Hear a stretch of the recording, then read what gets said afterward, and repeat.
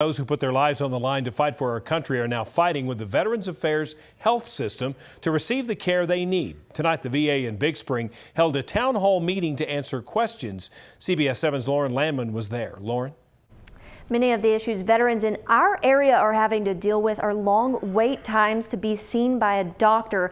These issues have been brought up in town hall meetings in the past, and now the VA says they have a solution to the problem.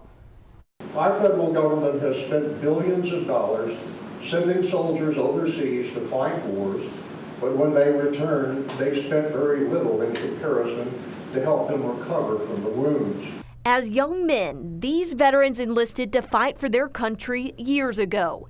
Now they sit inside the George H. O'Brien VA Medical Center in Big Spring fighting for their medical rights. It really is a hassle for the vets.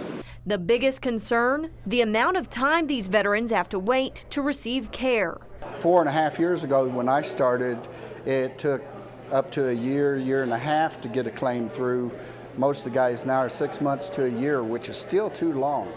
For those heading the VA, thanks to these town hall meetings, they have been made well aware of the problem. Our system is complex.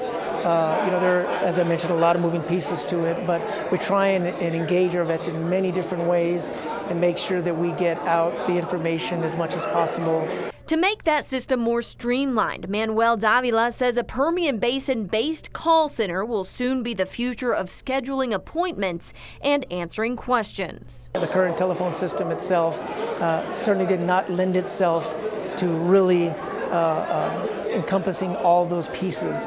In 5 months of operation, the partially launched call center has already vetted 1,500 calls, helping with wait times and giving veterans a chance to talk with the person about their concerns. I appreciate them listening to us. I felt like we got answers to our questions. We're not going to sit in one of these meetings and walk out 100% satisfied. We never will.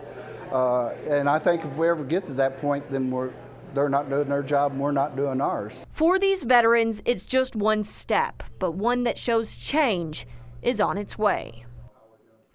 VA officials also say they're working to increase staffing in both the Big Spring and Odessa Clinic, and that will, of course, help with wait times as well. For now, reporting live in the newsroom, I'm Lauren Landman, CBS 7 News.